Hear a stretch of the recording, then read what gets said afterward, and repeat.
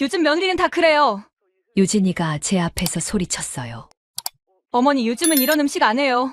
그냥 시켜 먹어요. 민서 생일상을 보며 얼굴이 굳어져 있었죠. 어머니는 요즘 세대가 뭘 먹는지 몰라요. 이런 음식은 너무 옛날 방식이에요. 손이 떨렸어요. 새벽부터 준비한 음식들이 쓸모없는 것이 되었거든요. 유진아, 이미 다 만들어 놓았는데. 요즘 며느리는 다 그래요. 집에서 요리 안 하고 시켜 먹어요. 재우가 들어왔어요. 상황을 보더니 말했어요. 엄마도 좀 이해해봐요. 요즘 세대는 다르다고요. 그 순간 머리가 하얘졌어요. 내 아들까지 유진이 편을 든다니요. 천천히 일어났어요. 식탁 위에 접시들을 하나씩 들어 올렸죠. 하지만 그들은 몰랐어요. 이것이 진짜 시작이라는 거요. 이 가족에게는 무슨 일이 있는 걸까요? 사연 시작 전에 무료 구독 버튼 눌러주시고 좋아요. 알람 설정도 눌러주시면 재밌는 사연을 빠르게 만나보실 수 있습니다. 댓글로 의견을 남겨주세요. 안녕하세요. 이영순입니다. 올해로 65세가 되었어요. 남편이 세상을 떠난 지 3년째. 혼자 사는 게 서운하긴 하지만 그래도 견딜만해요. 평생 모은 돈으로 서울 근교 작은 단독주택을 마련했거든요. 마당에 상추며 고추며 포기 심어놓고 이웃 할머니들과 수다 떨며 하루하루 보내고 있어요. 그런데 지난달 아들 재우가 아내 유진이와 함께 찾아왔어요. 둘 다 직장 다니느라 바쁘다며 6살 민서를 며칠만 봐달라고 하더라고요. 어머니, 죄송해요. 유치원 방학이라 어쩔 수 없어서요. 재우가 머리를 긁적이며 말했어요. 아내는 옆에서 핸드폰만 들여다보고 있었죠. 사실 반가웠어요. 가족이 함께 지낸다니 외롭지 않을 것 같았거든요. 민서도 할머니 집에 오는 게 좋다며 까르르 웃었고요. 첫날은 정말 즐거웠어요. 민서 손을 잡고 동네 한 바퀴 돌고 함께 저녁도 해 먹었어요. 유진이는 감사해요라며 웃어주었죠. 그런데 이틀째부터 뭔가 달라졌어요. 어머니, 요즘은 이렇게 안 해요. 아침밥을 차려드리는데 유진이가 말했어요. 밥상에 반찬을 가득 올려놓은 걸 보더니 하는 말이었어요. 요즘 사람들은 간단하게 먹거든요. 빵이나 시리얼로요. 그러고는 냉장고에서 우유를 꺼내 민서에게 시리얼을 말아주었어요. 정성껏 차린 밥상은 그대로 남겨졌죠. 점심때도 마찬가지였어요. 김치찌개를 끓여놓았더니 요즘 애들은 매운 걸 안 먹어요라며 민서를 데리고 나가버렸어요. 저녁 설거지를 하고 있는데 유진이가 다가와서 말했어요. 어머니, 요즘 며느리는 다 그래요. 집안일은 각자 알아서 하는 거예요. 그러면서 자기 그릇만 씻어서 들고 가더라고요. 마음 한구석이 서늘해졌어요. 요즘 며느리는 다 그래요라는 말이 자꾸 귓가에 맴돌았거든요. 마치 어머니는 옛날 사람이라고 말하는 것 같았어요. 밤늦게 재우에게 물어봤어요. 우리 며느리가 좀 차가운 것 같지 않니? 아, 어머니. 유진이가 원래 그래요. 요즘 젊은 사람들은 다 그렇다고요. 재우도 똑같은 말을 하더라고요. 요즘 사람들은 다 그렇다고요. 그날 밤 잠이 오지 않았어요. 창밖 가로등 불빛을 바라보며 생각했죠. 내가 뭔가 잘못하고 있는 건가? 정말 요즘 며느리들은 다 저런 건가? 며칠 후 재우가 큰 트럭을 끌고 왔어요. 어머니, 저희가 잠깐 이사 올게요. 전세 만료돼서 새 집 구할 때까지만요. 유진이가 뒤따라 내리며 말했어요. 한두 달이면 될 것 같아요. 괜찮죠? 물론 괜찮다고 했어요. 가족인데 뭐가 문제겠어요. 오히려 함께 살 수 있어서 기뻤거든요. 그런데 짐이 생각보다 많았어요. 큰 소파며 책상, 옷장까지 트럭 2대 분량이었죠. 재우와 이삿짐 센터 직원들이 하루 종일 짐을 날랐어요. 유진이가 제 방을 가리키며 말했어요. 어머니, 여기 짐 좀 둘게요. 응, 그래도 돼. 처음엔 상자 몇 개였어요. 그런데 하루 이틀 지나니 옷장이 들어오고 화장대까지 놓여졌어요. 제 옷들은 구석 작은 서랍장 하나에 구겨 넣어야 했죠. 일주일 후엔 아예 유진이 생활용품들로 방이 가득 찼어요. 드라이어며 화장품, 온갖 쇼핑백들까지요. 어머니, 죄송해요. 임시로만요. 유진이가 미안하다며 웃었어요. 하지만 그 웃음이 왜 그렇게 어색해 보였을까요? 그날 밤부터 거실 소파에서 잤어요. 내 집인데 제 방에 없다니 참 이상한 기분이었거든요. 아침에 일어나 밥을 하려는데 부엌도 달라져 있었어요. 유진이 물건들이 싱크대 위며 냉장고 위에 가득했어요. 제가 쓰던 조미료들은 구석으로 밀려나 있었죠. 어머니, 이거 제 거니까 건드리지 마세요. 냉장고 한쪽에 붙어 있는 메모지였어요. 유진이 손글씨로 적어 놓았더라고요. 점심때 재우에게 물어봤어요. 유진이가 언제까지 내 방을 쓸 생각이니? 아, 그거요? 조금만 더 참아주세요. 유진이가 원래 예민해서요. 재우는 고개도 제대로 들지 않고 대답했어요. 핸드폰만 들여다보면서요. 그날 저녁 유진이가 거실에 앉아있는 제게 말했어요. 어머니, 요즘 세대는 개인 공간이 정말 중요해요. 스트레스 받으면 몸에 안 좋거든요. 그러면서 제 방 문을 닫아버렸어요. 안에서 드라이어 돌리는 소리가 들려왔죠. 밤늦게 화장실 가려는데 문이 잠겨 있었어요. 한참을 기다렸더니 유진이가 나왔어요. 샤워를 하고 나온 모양이었죠. 어머니, 제가 좀 오래 썼나요? 미안하다는 말은 없었어요. 그냥 지나가며 한 말이었거든요. 그때부터 화장실 가는 것도 눈치를 봐야 했어요. 언제 유진이가 들어갈지 몰라서요. 며칠 더 지나니 밥상 차리는 시간도 맞추기 어려워졌어요. 부엌에서 유진이가 뭔가를 하고 있으면 들어갈 수가 없었거든요. 어머니, 잠깐만요. 저 커피 타고 있어서요. 하지만 잠깐이 아니었어요. 커피 한 잔에 30분씩 걸렸거든요. 핸드폰 보며 영상 보느라요. 어느 날 민서가 말했어요. 할머니는 왜 거실에서 자요? 할머니 방에 짐이 많아서 그런가 보다. 엄마가 할머니 방은 이제 진방이래요. 민서의 말에 가슴이 철렁 내려앉았어요. 진방이라고 했다고요. 제 방을 진방이라고. 그날 밤 소파에 누워 천장을 바라봤어요. 나는 개인이 아니었나 하는 생각이 자꾸 들었거든요. 요즘 세대는 개인 공간이 중요하다는데 그럼 나는 어떻게 되는 건가요? 벽시계 초침 소리만 똑딱똑딱 들려왔어요. 내 집인데 남의 집에 온 것 같은 기분이었거든요. 민서 생일이었어요. 6살이 되는 날이었죠. 새벽부터 일어나 장을 봤어요.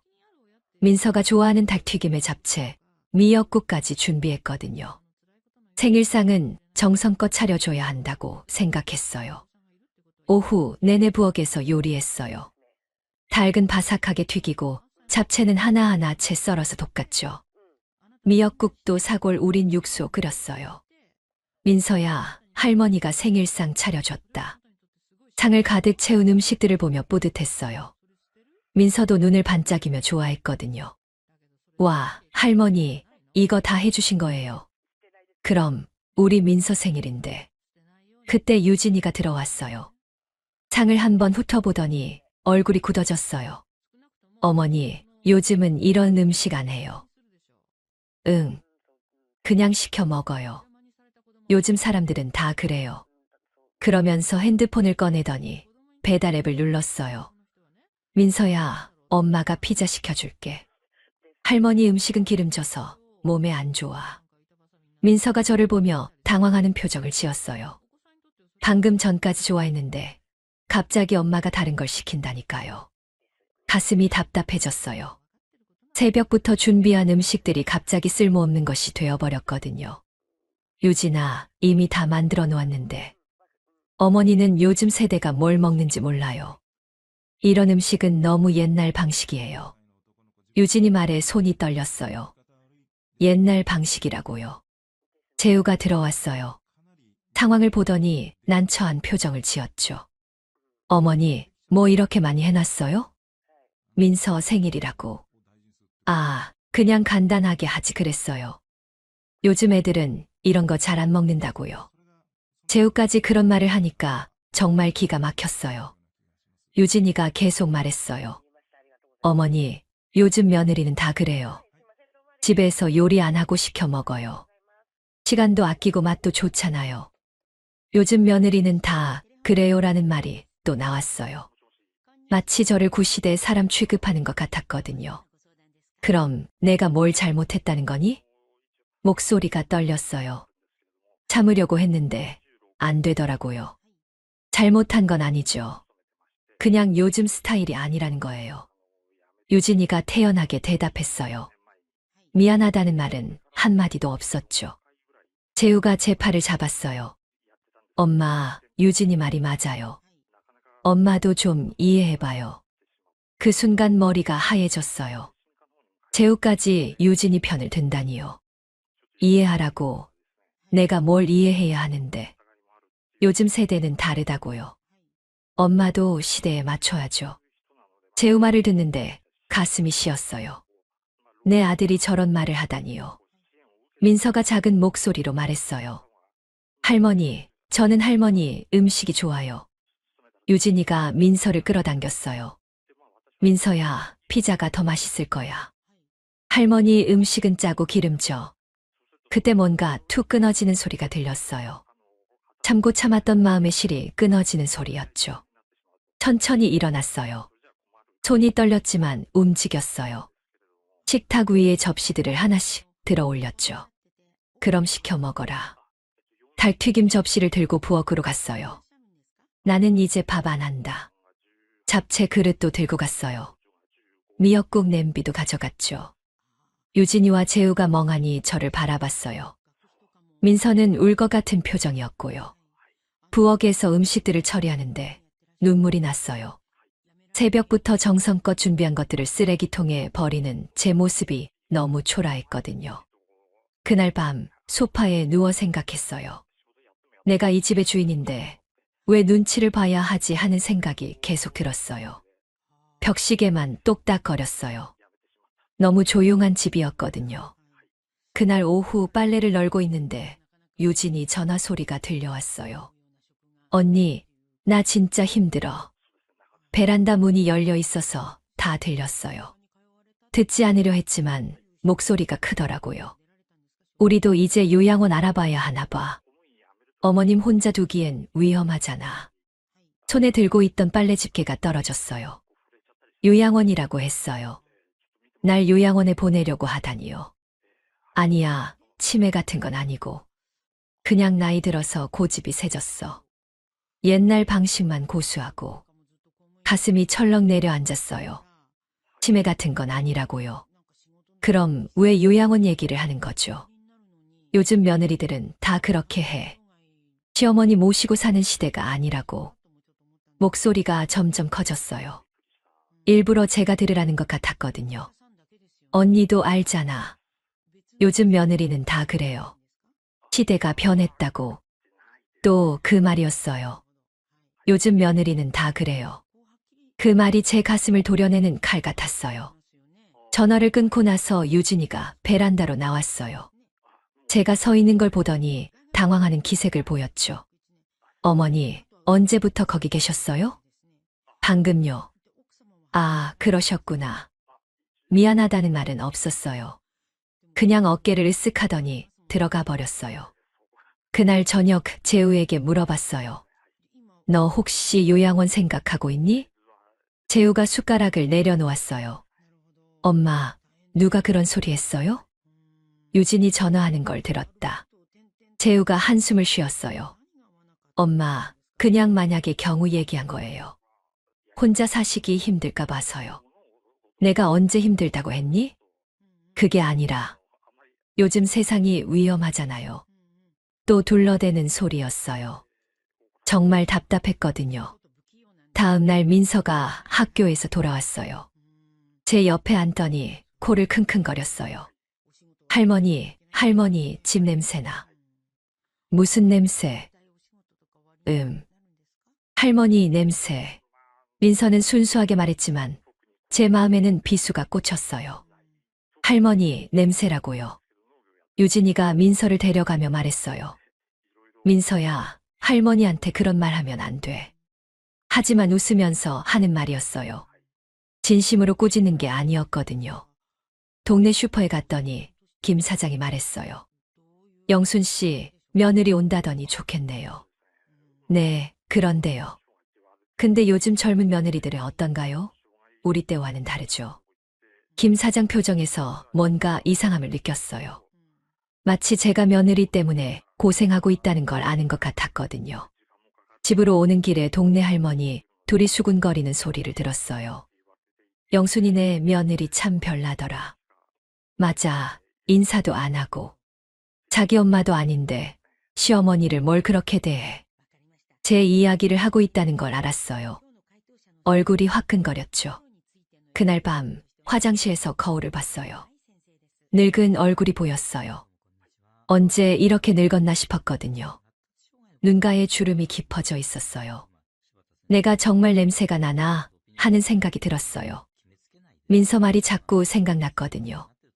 거실로 나와 소파에 앉았어요. 텔레비전을 켰는데 뉴스가 나왔어요.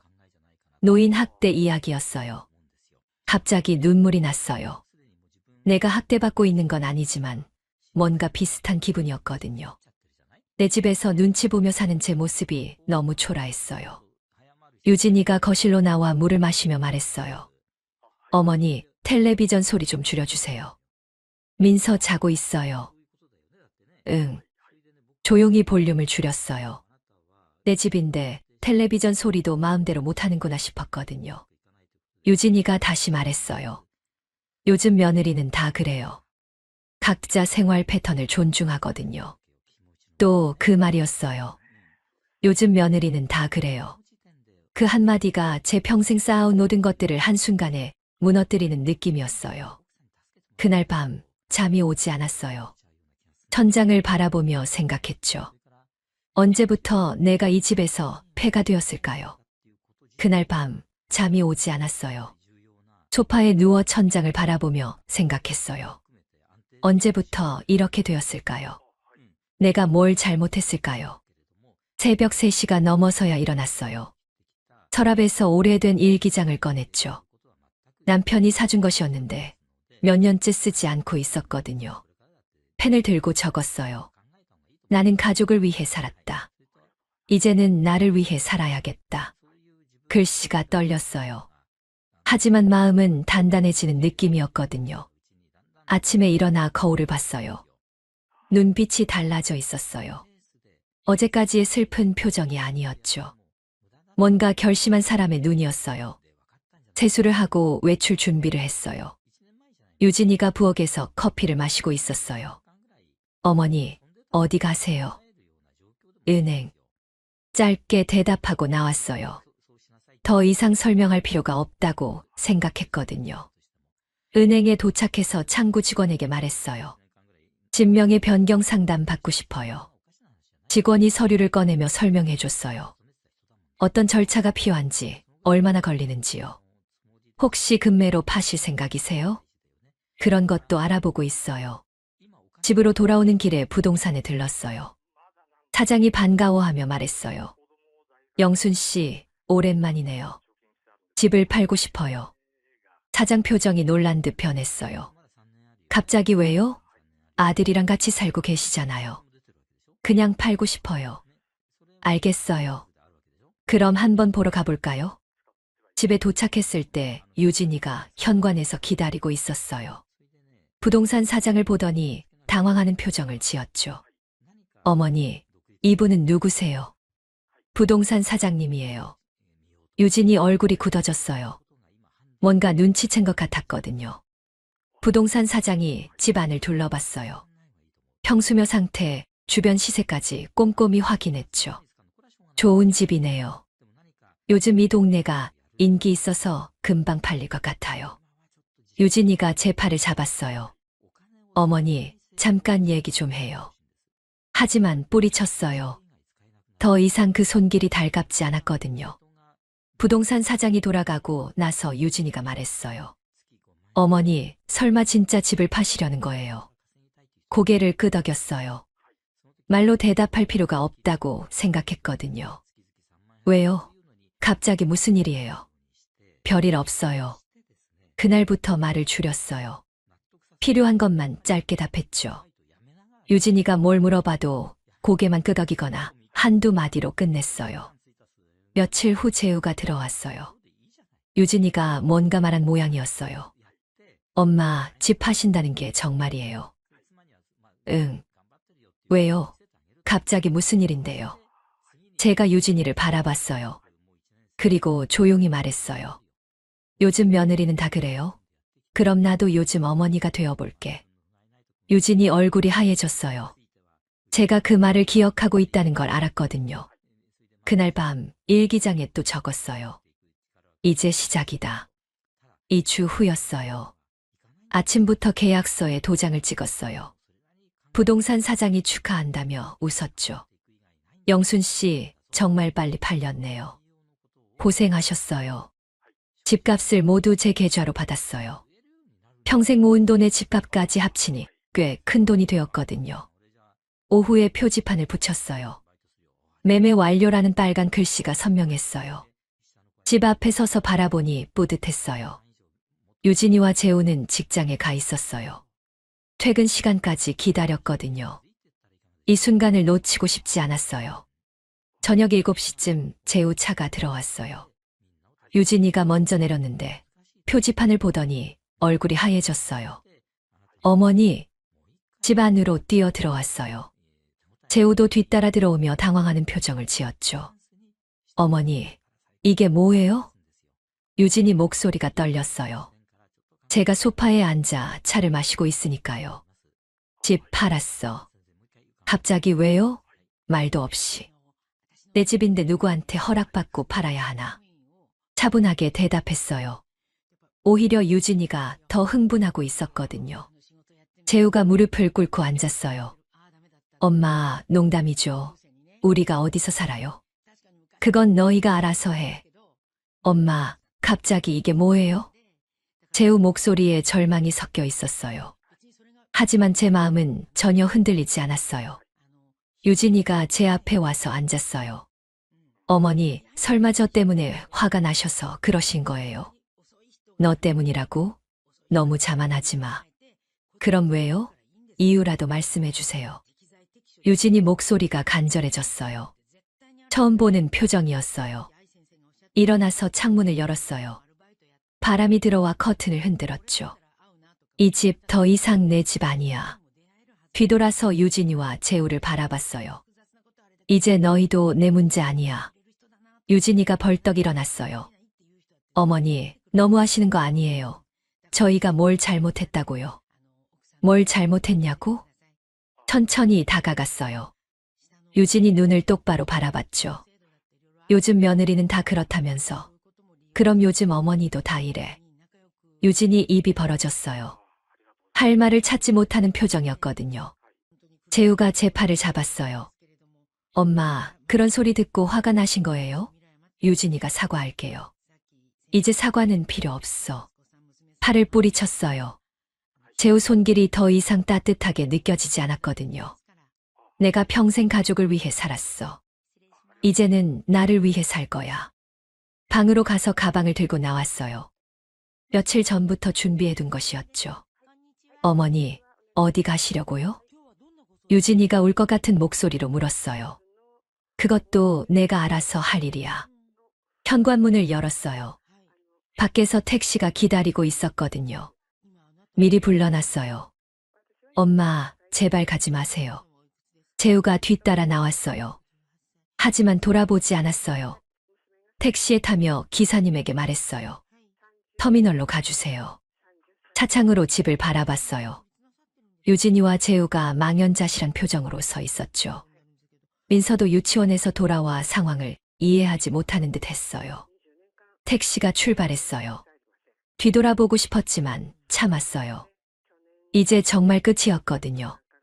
핸드백 안에 통장 몇 개가 들어 있었어요. 평생 모은 돈이었죠. 이제 이 돈으로 새로운 시작을 할 거예요. 터미널에 도착해서 버스표를 샀어요. 어디든 상관없었어요. 멀리 떠나고 싶었거든요. 버스에 앉아 창밖을 바라봤어요. 서울이 점점 멀어지고 있었어요. 가슴이 시원했어요. 정말 오랜만에 느끼는 자유로움이었거든요. 핸드폰이 계속 울렸어요. 재우였어요. 하지만 받지 않았어요. 이제 제가 원하는 대로 살 거였거든요. 3개월이 지났어요. 재우 핸드폰이 울렸어요. 시청에서 걸려온 전화였죠.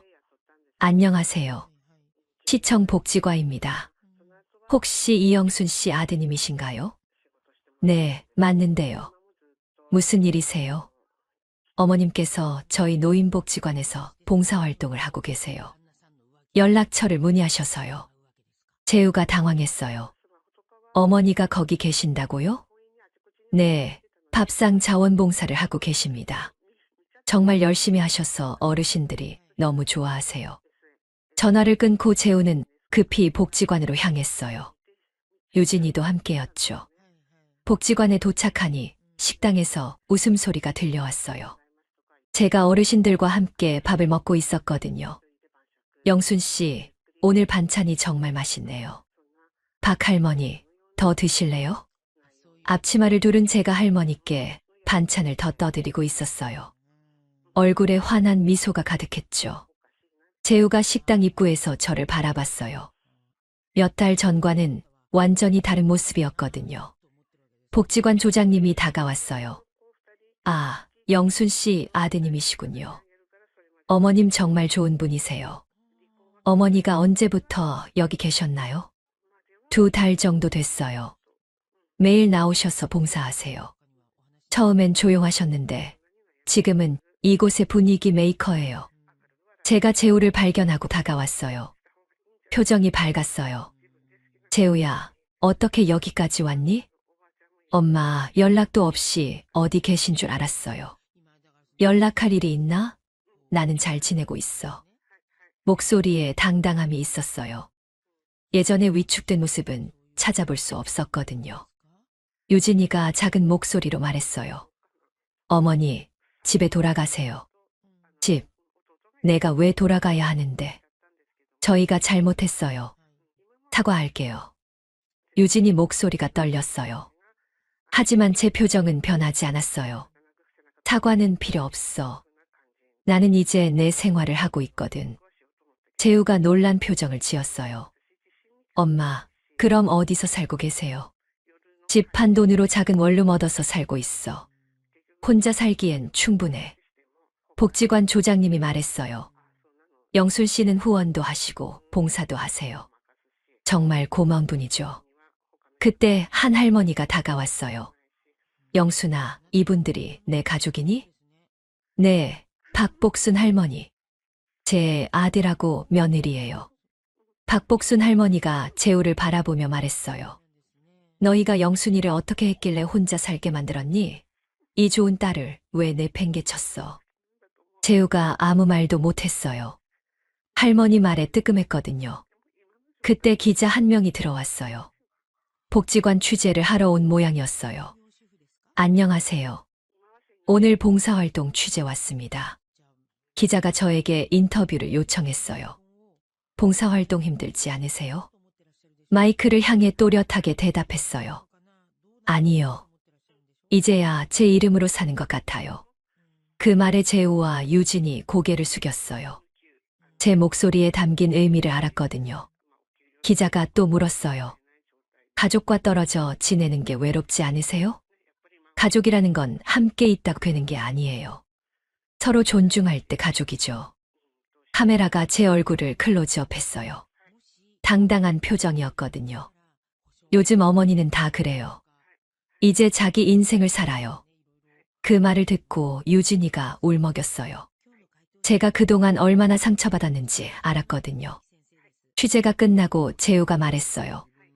엄마, 정말 집에 안 돌아오실 거예요? 돌아갈 집이 어디 있니? 너희는 너희 길을 가고 나는 내 길을 갈 거야. 박복순 할머니가 제 어깨를 두드리며 말했어요. 영순아, 이제는 당신 차례예요. 그 말에 고개를 끄덕였어요. 정말 이제는 제 차례였거든요. 재우와 유진이가 돌아갔어요. 뒷모습이 초라해 보였죠. 하지만 제 마음은 편안했어요. 저녁에 복지관 마당에서 할머니들과 함께 차를 마셨어요. 별이 참 많이 보였거든요. 6개월이 지났어요. 작은 원룸에서의 생활이 완전히 자리 잡았어요. 아침 7시에 일어나 간단히 아침을 먹고 복지관으로 향했죠. 영순아, 오늘 김치찌개 국물이 정말 끝내준다. 박복순 할머니, 맛있게 드세요. 할머니들과 함께 웃으며 밥을 먹는 시간이 가장 행복했어요. 누구 눈치 볼 필요도 없고 제 페이스대로 살 수 있었거든요. 오후에는 복지관 텃밭에서 채소를 길렀어요. 상추며 고추, 토마토까지 제 손으로 키웠죠. 흙을 만지고 있으면 마음이 평온해졌어요. 어느 날 젊은 봉사자가 물어봤어요. 할머니, 가족이 그리우시지 않아요? 가족보다 소중한 게 뭔지 알아? 뭐예요? 나 자신이야. 젊은 봉사자가 고개를 끄덕였어요. 제 말을 이해하는 것 같았거든요. 저녁에 원룸으로 돌아와 혼자만의 시간을 가졌어요. 작은 공간이지만 온전히 제 것이었거든요. 아무도 간섭하지 않는 자유로움이 있었어요. 며칠 후 복지관에 새로운 할머니가 오셨어요. 며느리 때문에 힘들어하신 분이었죠. 며느리가 저를 무시해요. 옛날 사람 취급하면서요. 할머니, 요즘 어머니는 다 그래요. 네. 자기 인생 찾는 거죠. 남 눈치 보며 살 나이가 아니에요. 할머니가 제 말에 고개를 끄덕였어요. 위로가 되는 것 같았거든요. 그 주말 복지관에서 자전거 타기 프로그램이 있었어요. 오랜만에 자전거를 탔는데 자유로웠어요. 푸른 하늘 아래 페달을 밟으며 생각했어요. 누구의 어머니로 살았던 시간은 끝났다고요. 이제 나로 산다고요. 바람이 얼굴을 스쳤어요. 시원하고 상쾌했거든요. 원룸으로 돌아오는 길에 재우에게서 문자가 왔어요. 엄마, 안녕하신지요? 민서가 할머니 보고 싶다고 해요. 읽고 지웠어요. 답장은 하지 않았어요. 이제 제가 원할 때만 연락할 거였거든요. 저녁에 할머니들과 함께 텔레비전을 봤어요. 드라마에서 시어머니와 며느리가 갈등하는 장면이 나왔어요. 저런 며느리 정말 못됐다. 박복순 할머니가 혀를 찼어요. 할머니, 요즘 며느리는 다 그래요. 시대가 변했잖아요. 그럼 우리도 변해야겠네. 맞아요. 요즘 어머니는 다 그래요. 이제 자기 인생을 살아요. 할머니들이 박수를 쳤어요. 제 말에 공감하는 것 같았거든요. 그날 밤 원룸에서 일기장에 적었어요. 오늘도 행복했다. 내가 선택한 삶이라서 더욱 소중하다. 창밖으로 달빛이 들어왔어요. 고요하고 평화로운 밤이었거든요. 다음 날 아침 거울을 보며 미소 지었어요. 얼굴에 활기가 돌아와 있었거든요. 복지관으로 가는 길에 자전거를 탔어요. 푸른 하늘이 펼쳐져 있었죠. 페달을 밟으며 속삭였어요. 이제 정말 제 이름으로 살고 있어요. 바람이 대답하는 것 같았어요. 자유롭고 당당한 하루가 시작되었거든요. 요즘 어머니는 다 그래요. 자기 인생을 찾아서 살아요. 오늘 이영순 씨 이야기 어떠셨나요? 가족이라는 이름으로 존중 없이 살아가는 건 정말 힘든 일이죠. 요즘 며느리는 다 그렇다는 말로 시어머니를 무시하고 요즘 시어머니는 다 그렇다며 구시대 취급하는 일들이 우리 주변에도 많이 있어요. 하지만 이영순 씨처럼 용기 내어 자신의 인생을 되찾는 것도 가능해요. 나이가 들었다고 해서 존중받을 권리를 포기할 필요는 없거든요. 가족이라는 이름으로 참기만 하는 게 미덕은 아니에요. 여러분도 비슷한 경험이 있으시다면 댓글로 이야기해 주세요. 서로의 경험을 나누며 위로가 되었으면 좋겠어요. 그럼 오늘 이야기는 여기까지입니다. 영상을 시청해 주신 모든 분들 고맙습니다. 구독과 좋아요 부탁드립니다. 감사합니다. 다합니다. 다합니다. 요즘 며느리는 다 그래요. 유진이가 제 앞에서 소리쳤어요. 어머니 요즘은 이런 음식 안 해요. 그냥 시켜 먹어요. 민서 생일상을 보며 얼굴이 굳어져 있었죠. 어머니는 요즘 세대가 뭘 먹는지 몰라요. 이런 음식은 너무 옛날 방식이에요. 손이 떨렸어요. 새벽부터 준비한 음식들이 쓸모없는 것이 되었거든요. 유진아, 이미 다 만들어 놓았는데 요즘 며느리는 다 그래요. 집에서 요리 안 하고 켜 먹어요. 재우가 들어왔어요. 상황을 보더니 말했어요. 엄마도 좀 이해해봐요. 요즘 세대는 다르다고요. 그 순간 머리가 하얘졌어요. 내 아들까지 유진이 편을 든다니요. 천천히 일어났어요. 식탁 위에 접시들을 하나씩 들어 올렸죠. 하지만 그들은 몰랐어요. 이것이 진짜 시작이라는 거요. 이 가족에게는 무슨 일이 있는 걸까요? 사연 시작 전에 무료 구독 버튼 눌러주시고 좋아요, 알람 설정도 눌러주시면 재밌는 사연을 빠르게 만나보실 수 있습니다.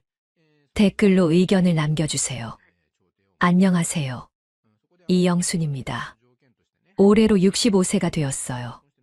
남편이 세상을 떠난 지 3년째. 혼자 사는 게 서운하긴 하지만 그래도 견딜만해요. 평생 모은 돈으로 서울 근교 작은 단독주택을 마련했거든요. 마당에 상추며 고추며 포기 심어놓고 이웃 할머니들과 수다 떨며 하루하루 보내고 있어요. 그런데 지난달 아들 재우가 아내 유진이와 함께 찾아왔어요. 둘 다 직장 다니느라 바쁘다며 6살 민서를 며칠만 봐달라고 하더라고요. 어머니, 죄송해요. 유치원 방학이라 어쩔 수 없어서요. 재우가 머리를 긁적이며 말했어요. 아내는 옆에서 핸드폰만 들여다보고 있었죠. 사실 반가웠어요. 가족이 함께 지낸다니 외롭지 않을 것 같았거든요. 민서도 할머니 집에 오는 게 좋다며 까르르 웃었고요. 첫날은 정말 즐거웠어요. 민서 손을 잡고 동네 한 바퀴 돌고 함께 저녁도 해 먹었어요. 유진이는 감사해요라며 웃어주었죠. 그런데 이틀째부터 뭔가 달라졌어요. 어머니, 요즘은 이렇게 안 해요. 아침밥을 차려드리는데 유진이가 말했어요. 밥상에 반찬을 가득 올려놓은 걸 보더니 하는 말이었어요. 요즘 사람들은 간단하게 먹거든요. 빵이나 시리얼로요. 그러고는 냉장고에서 우유를 꺼내 민서에게 시리얼을 말아주었어요. 정성껏 차린 밥상은 그대로 남겨졌죠. 점심때도 마찬가지였어요. 김치찌개를 끓여놓았더니 요즘 애들은 매운 걸 안 먹어요라며 민서를 데리고 나가버렸어요. 저녁 설거지를 하고 있는데 유진이가 다가와서 말했어요. 어머니, 요즘 며느리는 다 그래요. 집안일은 각자 알아서 하는 거예요. 그러면서 자기 그릇만 씻어서 들고 가더라고요. 마음 한구석이 서늘해졌어요. 요즘 며느리는 다 그래요라는 말이 자꾸 귓가에 맴돌았거든요. 마치 어머니는 옛날 사람이라고 말하는 것 같았어요. 밤늦게 재우에게 물어봤어요. 우리 며느리가 좀 차가운 것 같지 않니? 아, 어머니. 유진이가 원래 그래요. 요즘 젊은 사람들은 다 그렇다고요. 재우도 똑같은 말을 하더라고요. 요즘 사람들은 다 그렇다고요. 그날 밤 잠이 오지 않았어요. 창밖 가로등 불빛을 바라보며 생각했죠. 내가 뭔가 잘못하고 있는 건가? 정말 요즘 며느리들은 다 저런 건가?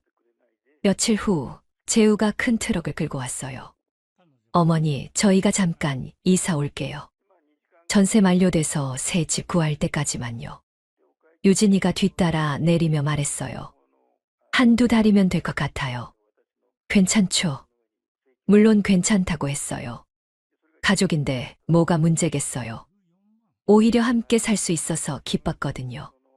그런데 짐이 생각보다 많았어요. 큰 소파며 책상, 옷장까지 트럭 2대 분량이었죠. 재우와 이삿짐 센터 직원들이 하루 종일 짐을 날랐어요. 유진이가 제 방을 가리키며 말했어요. 어머니, 여기 짐 좀 둘게요. 응, 그래도 돼. 처음엔 상자 몇 개였어요. 그런데 하루 이틀 지나니 옷장이 들어오고 화장대까지 놓여졌어요. 제 옷들은 구석 작은 서랍장 하나에 구겨 넣어야 했죠. 일주일 후엔 아예 유진이 생활용품들로 방이 가득 찼어요. 드라이어며 화장품, 온갖 쇼핑백들까지요. 어머니, 죄송해요. 임시로만요. 유진이가 미안하다며 웃었어요. 하지만 그 웃음이 왜 그렇게 어색해 보였을까요? 그날 밤부터 거실 소파에서 잤어요. 내 집인데 제 방에 없다니 참 이상한 기분이었거든요. 아침에 일어나 밥을 하려는데 부엌도 달라져 있었어요. 유진이 물건들이 싱크대 위며 냉장고 위에 가득했어요. 제가 쓰던 조미료들은 구석으로 밀려나 있었죠. 어머니, 이거 제 거니까 건드리지 마세요. 냉장고 한쪽에 붙어 있는 메모지였어요. 유진이 손글씨로 적어 놓았더라고요. 점심때 재우에게 물어봤어요. 유진이가 언제까지 내 방을 쓸 생각이니? 아, 그거요? 조금만 더 참아주세요. 유진이가 원래 예민해서요. 재우는 고개도 제대로 들지 않고 대답했어요. 핸드폰만 들여다보면서요.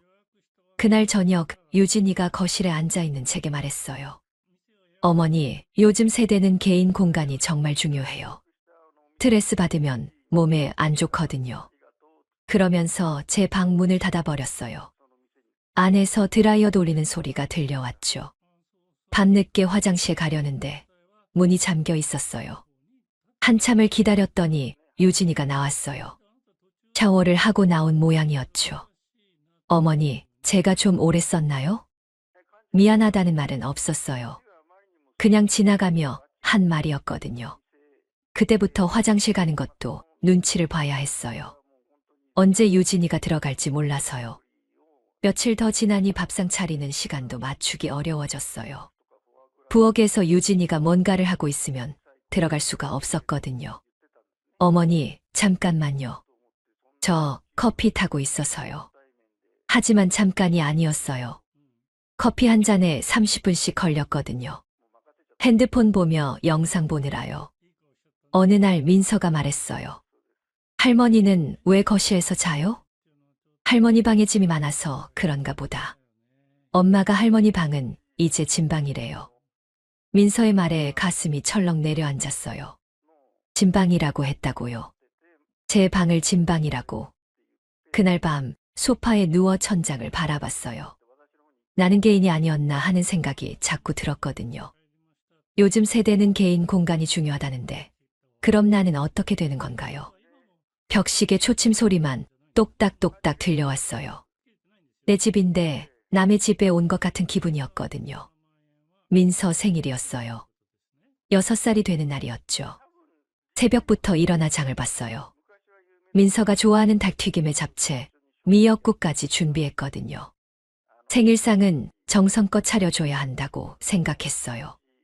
오후 내내 부엌에서 요리했어요. 닭은 바삭하게 튀기고 잡채는 하나하나 채 썰어서 볶았죠. 미역국도 사골 우린 육수 끓였어요. 민서야, 할머니가 생일상 차려줬다. 상을 가득 채운 음식들을 보며 뿌듯했어요. 민서도 눈을 반짝이며 좋아했거든요. 와, 할머니, 이거 다 해주신 거예요. 그럼 우리 민서 생일인데. 그때 유진이가 들어왔어요. 상을 한번 훑어보더니 얼굴이 굳어졌어요. 어머니, 요즘은 이런 음식 안 해요. 응, 그냥 시켜 먹어요. 요즘 사람들은 다 그래요. 그러면서 핸드폰을 꺼내더니 배달 앱을 눌렀어요. 민서야, 엄마가 피자 시켜줄게. 할머니 음식은 기름져서 몸에 안 좋아. 민서가 저를 보며 당황하는 표정을 지었어요. 방금 전까지 좋아했는데 갑자기 엄마가 다른 걸 시킨다니까요. 가슴이 답답해졌어요. 새벽부터 준비한 음식들이 갑자기 쓸모없는 것이 되어버렸거든요. 유진아, 이미 다 만들어 놓았는데. 어머니는 요즘 세대가 뭘 먹는지 몰라요. 이런 음식은 너무 옛날 방식이에요. 유진이 말에 손이 떨렸어요. 옛날 방식이라고요. 재우가 들어왔어요. 상황을 보더니 난처한 표정을 지었죠. 어머니, 뭐 이렇게 많이 해놨어요? 민서 생일이라고. 아, 그냥 간단하게 하지 그랬어요. 요즘 애들은 이런 거 잘 안 먹는다고요. 재우까지 그런 말을 하니까 정말 기가 막혔어요. 유진이가 계속 말했어요. 어머니, 요즘 며느리는 다 그래요. 집에서 요리 안 하고 시켜 먹어요. 시간도 아끼고 맛도 좋잖아요. 요즘 며느리는 다 그래요라는 말이 또 나왔어요. 마치 저를 구시대 사람 취급하는 것 같았거든요. 그럼 내가 뭘 잘못했다는 거니? 목소리가 떨렸어요. 참으려고 했는데 안 되더라고요. 잘못한 건 아니죠. 그냥 요즘 스타일이 아니라는 거예요. 유진이가 태연하게 대답했어요. 미안하다는 말은 한마디도 없었죠. 재우가 제 팔을 잡았어요. 엄마, 유진이 말이 맞아요. 엄마도 좀 이해해봐요. 그 순간 머리가 하얘졌어요. 재우까지 유진이 편을 든다니요. 이해하라고. 내가 뭘 이해해야 하는데. 요즘 세대는 다르다고요. 엄마도 시대에 맞춰야죠. 재우 말을 듣는데 가슴이 시었어요. 내 아들이 저런 말을 하다니요. 민서가 작은 목소리로 말했어요. 할머니, 저는 할머니 음식이 좋아요.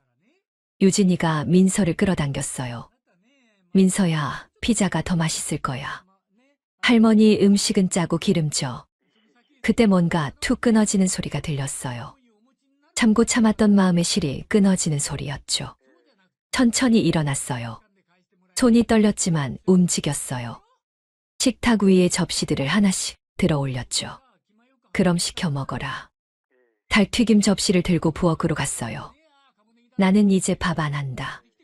잡채 그릇도 들고 갔어요. 미역국 냄비도 가져갔죠. 유진이와 재우가 멍하니 저를 바라봤어요.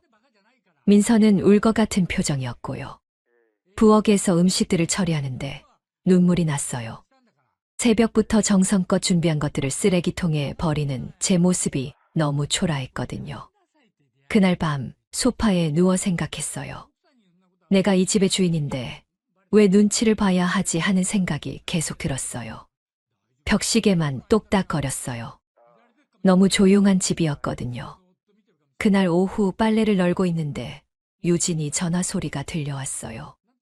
언니, 나 진짜 힘들어. 베란다 문이 열려 있어서 다 들렸어요. 듣지 않으려 했지만 목소리가 크더라고요. 우리도 이제 요양원 알아봐야 하나 봐. 어머님 혼자 두기엔 위험하잖아. 손에 들고 있던 빨래 집게가 떨어졌어요.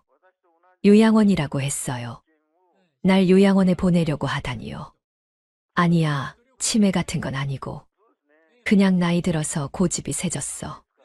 옛날 방식만 고수하고.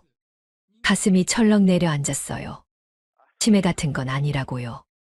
그럼 왜 요양원 얘기를 하는 거죠? 요즘 며느리들은 다 그렇게 해. 시어머니 모시고 사는 시대가 아니라고. 목소리가 점점 커졌어요. 일부러 제가 들으라는 것 같았거든요. 언니도 알잖아. 요즘 며느리는 다 그래요. 시대가 변했다고. 또 그 말이었어요. 요즘 며느리는 다 그래요. 그 말이 제 가슴을 도려내는 칼 같았어요. 전화를 끊고 나서 유진이가 베란다로 나왔어요. 제가 서 있는 걸 보더니 당황하는 기색을 보였죠. 어머니, 언제부터 거기 계셨어요? 방금요. 아, 그러셨구나. 미안하다는 말은 없었어요. 그냥 어깨를 으쓱하더니 들어가 버렸어요. 그날 저녁 재우에게 물어봤어요. 너 혹시 요양원 생각하고 있니? 재우가 숟가락을 내려놓았어요. 엄마, 누가 그런 소리 했어요? 유진이 전화하는 걸 들었다. 재우가 한숨을 쉬었어요. 엄마, 그냥 만약의 경우 얘기한 거예요. 혼자 사시기 힘들까 봐서요.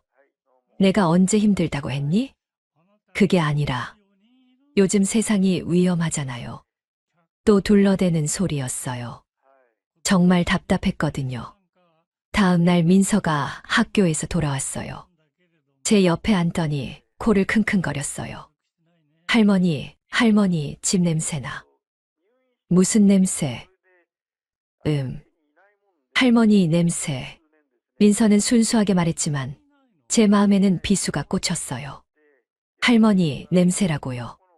유진이가 민서를 데려가며 말했어요. 민서야, 할머니한테 그런 말 하면 안 돼.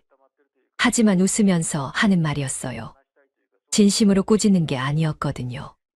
동네 슈퍼에 갔더니 김 사장이 말했어요. 영순 씨, 며느리 온다더니 좋겠네요. 네, 그런데요. 근데 요즘 젊은 며느리들은 어떤가요? 우리 때와는 다르죠. 김 사장 표정에서 뭔가 이상함을 느꼈어요. 마치 제가 며느리 때문에 고생하고 있다는 걸 아는 것 같았거든요. 집으로 오는 길에 동네 할머니 둘이 수군거리는 소리를 들었어요. 영순이네 며느리 참 별나더라. 맞아, 인사도 안 하고. 자기 엄마도 아닌데 시어머니를 뭘 그렇게 대해. 제 이야기를 하고 있다는 걸 알았어요. 얼굴이 화끈거렸죠. 그날 밤 화장실에서 거울을 봤어요. 늙은 얼굴이 보였어요. 언제 이렇게 늙었나 싶었거든요. 눈가에 주름이 깊어져 있었어요. 내가 정말 냄새가 나나 하는 생각이 들었어요. 민서 말이 자꾸 생각났거든요. 거실로 나와 소파에 앉았어요. 텔레비전을 켰는데 뉴스가 나왔어요. 노인 학대 이야기였어요. 갑자기 눈물이 났어요. 내가 학대받고 있는 건 아니지만 뭔가 비슷한 기분이었거든요. 내 집에서 눈치 보며 사는 제 모습이 너무 초라했어요. 유진이가 거실로 나와 물을 마시며 말했어요. 어머니, 텔레비전 소리 좀 줄여주세요. 민서 자고 있어요. 응. 조용히 볼륨을 줄였어요. 내 집인데 텔레비전 소리도 마음대로 못하는구나 싶었거든요. 유진이가 다시 말했어요.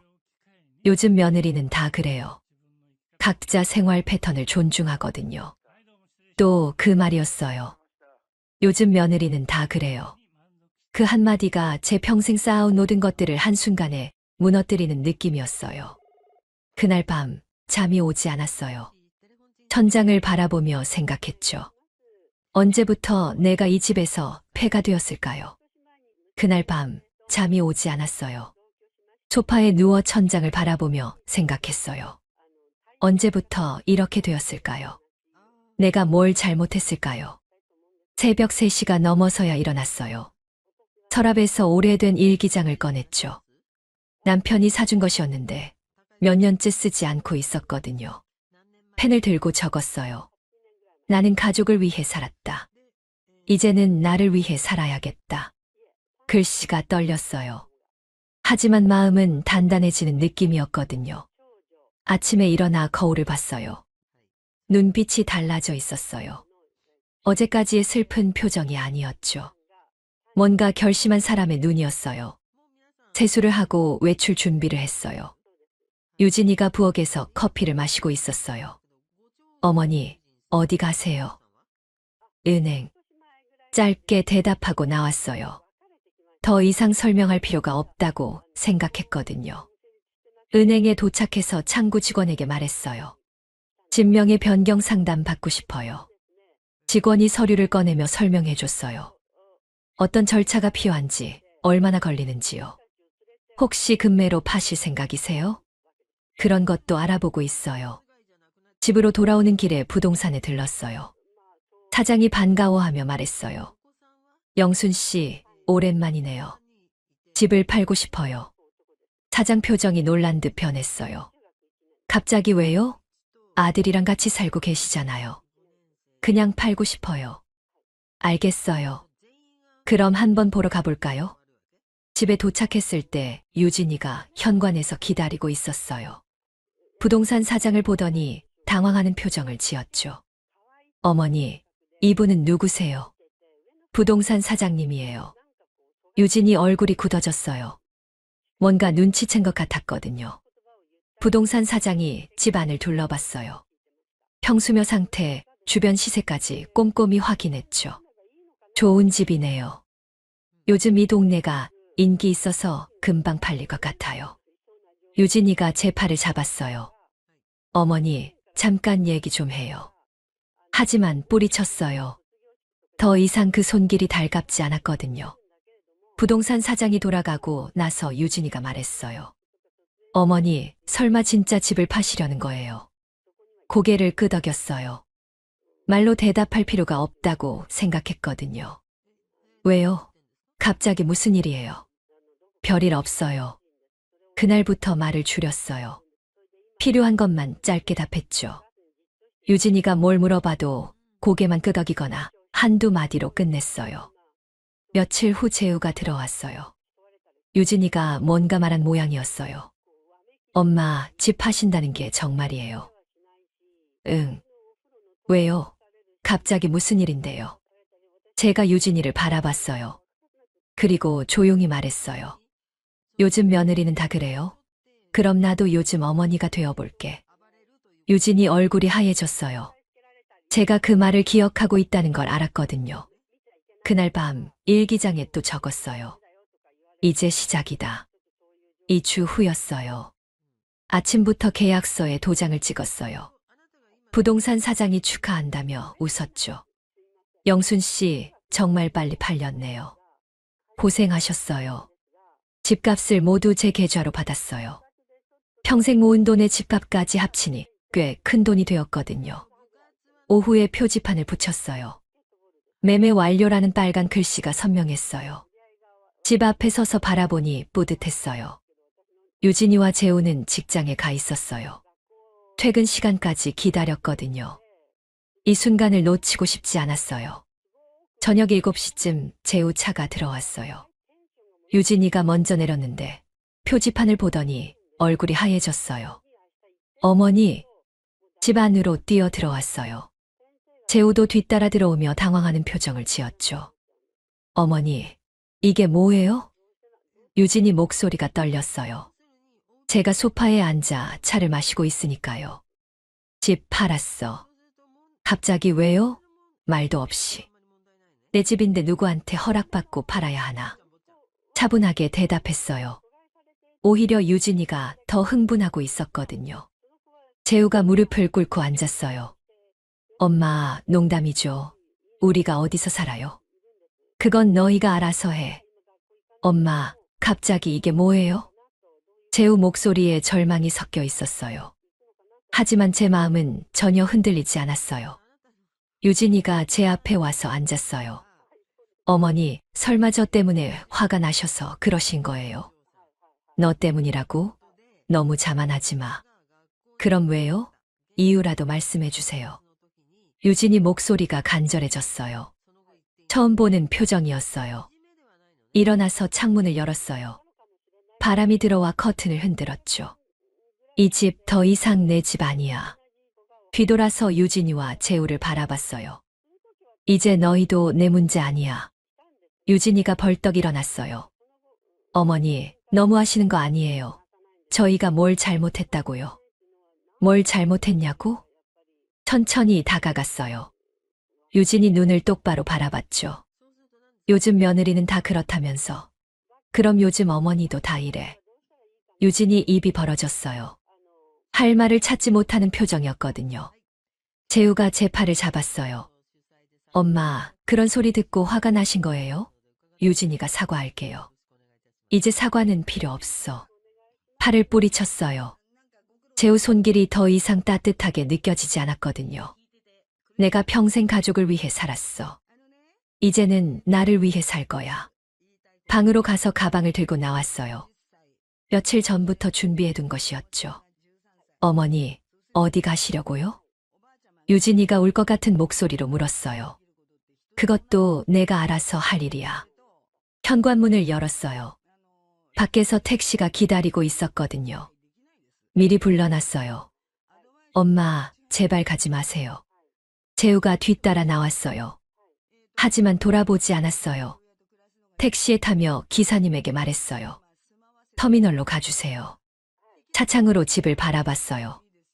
유진이와 재우가 망연자실한 표정으로 서 있었죠. 민서도 유치원에서 돌아와 상황을 이해하지 못하는 듯 했어요. 택시가 출발했어요. 뒤돌아보고 싶었지만 참았어요. 이제 정말 끝이었거든요. 핸드백 안에 통장 몇 개가 들어 있었어요. 평생 모은 돈이었죠. 이제 이 돈으로 새로운 시작을 할 거예요. 터미널에 도착해서 버스표를 샀어요. 어디든 상관없었어요. 멀리 떠나고 싶었거든요. 버스에 앉아 창밖을 바라봤어요. 서울이 점점 멀어지고 있었어요. 가슴이 시원했어요. 정말 오랜만에 느끼는 자유로움이었거든요. 핸드폰이 계속 울렸어요. 재우였어요. 하지만 받지 않았어요. 이제 제가 원하는 대로 살 거였거든요. 3개월이 지났어요. 재우 핸드폰이 울렸어요. 시청에서 걸려온 전화였죠. 안녕하세요. 시청 복지과입니다. 혹시 이영순 씨 아드님이신가요? 네, 맞는데요. 무슨 일이세요? 어머님께서 저희 노인복지관에서 봉사활동을 하고 계세요. 연락처를 문의하셔서요. 재우가 당황했어요. 어머니가 거기 계신다고요? 네, 밥상 자원봉사를 하고 계십니다. 정말 열심히 하셔서 어르신들이 너무 좋아하세요. 전화를 끊고 재우는 급히 복지관으로 향했어요. 유진이도 함께였죠. 복지관에 도착하니 식당에서 웃음소리가 들려왔어요. 제가 어르신들과 함께 밥을 먹고 있었거든요. 영순 씨, 오늘 반찬이 정말 맛있네요. 박 할머니, 더 드실래요? 앞치마를 두른 제가 할머니께 반찬을 더 떠드리고 있었어요. 얼굴에 환한 미소가 가득했죠. 재우가 식당 입구에서 저를 바라봤어요. 몇 달 전과는 완전히 다른 모습이었거든요. 복지관 조장님이 다가왔어요. 아, 영순 씨 아드님이시군요. 어머님 정말 좋은 분이세요. 어머니가 언제부터 여기 계셨나요? 2달 정도 됐어요. 매일 나오셔서 봉사하세요. 처음엔 조용하셨는데 지금은 이곳의 분위기 메이커예요. 제가 재우를 발견하고 다가왔어요. 표정이 밝았어요. 재우야, 어떻게 여기까지 왔니? 엄마, 연락도 없이 어디 계신 줄 알았어요. 연락할 일이 있나? 나는 잘 지내고 있어. 목소리에 당당함이 있었어요. 예전의 위축된 모습은 찾아볼 수 없었거든요. 유진이가 작은 목소리로 말했어요. 어머니, 집에 돌아가세요. 집. 내가 왜 돌아가야 하는데? 저희가 잘못했어요. 사과할게요. 유진이 목소리가 떨렸어요. 하지만 제 표정은 변하지 않았어요. 사과는 필요 없어. 나는 이제 내 생활을 하고 있거든. 재우가 놀란 표정을 지었어요. 엄마, 그럼 어디서 살고 계세요? 집 판 돈으로 작은 원룸 얻어서 살고 있어. 혼자 살기엔 충분해. 복지관 조장님이 말했어요. 영순 씨는 후원도 하시고 봉사도 하세요. 정말 고마운 분이죠. 그때 한 할머니가 다가왔어요. 영순아, 이분들이 내 가족이니? 네, 박복순 할머니. 제 아들하고 며느리예요. 박복순 할머니가 재우를 바라보며 말했어요. 너희가 영순이를 어떻게 했길래 혼자 살게 만들었니? 이 좋은 딸을 왜 내팽개쳤어? 재우가 아무 말도 못했어요. 할머니 말에 뜨끔했거든요. 그때 기자 한 명이 들어왔어요. 복지관 취재를 하러 온 모양이었어요. 안녕하세요. 오늘 봉사활동 취재 왔습니다. 기자가 저에게 인터뷰를 요청했어요. 봉사활동 힘들지 않으세요? 마이크를 향해 또렷하게 대답했어요. 아니요. 이제야 제 이름으로 사는 것 같아요. 그 말에 재우와 유진이 고개를 숙였어요. 제 목소리에 담긴 의미를 알았거든요. 기자가 또 물었어요. 가족과 떨어져 지내는 게 외롭지 않으세요? 가족이라는 건 함께 있다고 되는 게 아니에요. 서로 존중할 때 가족이죠. 카메라가 제 얼굴을 클로즈업했어요. 당당한 표정이었거든요. 요즘 어머니는 다 그래요. 이제 자기 인생을 살아요. 그 말을 듣고 유진이가 울먹였어요. 제가 그동안 얼마나 상처받았는지 알았거든요. 취재가 끝나고 재우가 말했어요. 엄마, 정말 집에 안 돌아오실 거예요? 돌아갈 집이 어디 있니? 너희는 너희 길을 가고 나는 내 길을 갈 거야. 박복순 할머니가 제 어깨를 두드리며 말했어요. 영순아, 이제는 당신 차례예요. 그 말에 고개를 끄덕였어요. 정말 이제는 제 차례였거든요. 재우와 유진이가 돌아갔어요. 뒷모습이 초라해 보였죠. 하지만 제 마음은 편안했어요. 저녁에 복지관 마당에서 할머니들과 함께 차를 마셨어요. 별이 참 많이 보였거든요. 6개월이 지났어요. 작은 원룸에서의 생활이 완전히 자리 잡았어요. 아침 7시에 일어나 간단히 아침을 먹고 복지관으로 향했죠. 영순아, 오늘 김치찌개 국물이 정말 끝내준다. 박복순 할머니, 맛있게 드세요. 할머니들과 함께 웃으며 밥을 먹는 시간이 가장 행복했어요. 누구 눈치 볼 필요도 없고 제 페이스대로 살 수 있었거든요. 오후에는 복지관 텃밭에서 채소를 길렀어요. 상추며 고추, 토마토까지 제 손으로 키웠죠. 흙을 만지고 있으면 마음이 평온해졌어요. 어느 날 젊은 봉사자가 물어봤어요. 할머니, 가족이 그리우시지 않아요? 가족보다 소중한 게 뭔지 알아? 뭐예요? 나 자신이야. 젊은 봉사자가 고개를 끄덕였어요. 제 말을 이해하는 것 같았거든요. 저녁에 원룸으로 돌아와 혼자만의 시간을 가졌어요. 작은 공간이지만 온전히 제 것이었거든요. 아무도 간섭하지 않는 자유로움이 있었어요. 며칠 후 복지관에 새로운 할머니가 오셨어요. 며느리 때문에 힘들어하신 분이었죠. 며느리가 저를 무시해요. 옛날 사람 취급하면서요. 할머니, 요즘 어머니는 다 그래요. 네, 자기 인생 찾는 거죠. 남 눈치 보며 살 나이가 아니에요. 할머니가 제 말에 고개를 끄덕였어요. 위로가 되는 것 같았거든요. 그 주말 복지관에서 자전거 타기 프로그램이 있었어요. 오랜만에 자전거를 탔는데 자유로웠어요. 푸른 하늘 아래 페달을 밟으며 생각했어요. 누구의 어머니로 살았던 시간은 끝났다고요. 이제 나로 산다고요. 바람이 얼굴을 스쳤어요. 시원하고 상쾌했거든요. 원룸으로 돌아오는 길에 재우에게서 문자가 왔어요. 엄마, 안녕하신지요? 민서가 할머니 보고 싶다고 해요. 읽고 지웠어요. 답장은 하지 않았어요. 이제 제가 원할 때만 연락할 거였거든요. 저녁에 할머니들과 함께 텔레비전을 봤어요. 드라마에서 시어머니와 며느리가 갈등하는 장면이 나왔어요. 저런 며느리 정말 못됐다. 박복순 할머니가 혀를 찼어요. 할머니, 요즘 며느리는 다 그래요. 시대가 변했잖아요. 그럼 우리도 변해야겠네. 맞아요. 요즘 어머니는 다 그래요. 이제 자기 인생을 살아요. 할머니들이 박수를 쳤어요. 제 말에 공감하는 것 같았거든요. 그날 밤 원룸에서 일기장에 적었어요. 오늘도 행복했다. 내가 선택한 삶이라서 더욱 소중하다. 창밖으로 달빛이 들어왔어요. 고요하고 평화로운 밤이었거든요. 다음 날 아침 거울을 보며 미소 지었어요. 얼굴에 활기가 돌아와 있었거든요. 복지관으로 가는 길에 자전거를 탔어요.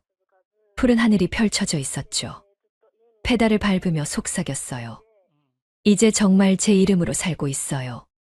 바람이 대답하는 것 같았어요. 자유롭고 당당한 하루가 시작되었거든요. 요즘 어머니는 다 그래요. 자기 인생을 찾아서 살아요. 오늘 이영순 씨 이야기 어떠셨나요? 가족이라는 이름으로 존중 없이 살아가는 건 정말 힘든 일이죠. 요즘 며느리는 다 그렇다는 말로 시어머니를 무시하고 요즘 시어머니는 다 그렇다며 구시대 취급하는 일들이 우리 주변에도 많이 있어요. 하지만 이영순 씨처럼 용기 내어 자신의 인생을 되찾는 것도 가능해요. 나이가 들었다고 해서 존중받을 권리를 포기할 필요는 없거든요. 가족이라는 이름으로 참기만 하는 게 미덕은 아니에요. 여러분도 비슷한 경험이 있으시다면 댓글로 이야기해 주세요. 서로의 경험을 나누며 위로가 되었으면 좋겠어요.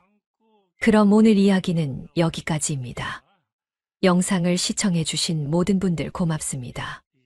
구독과 좋아요 부탁드립니다. 감사합니다.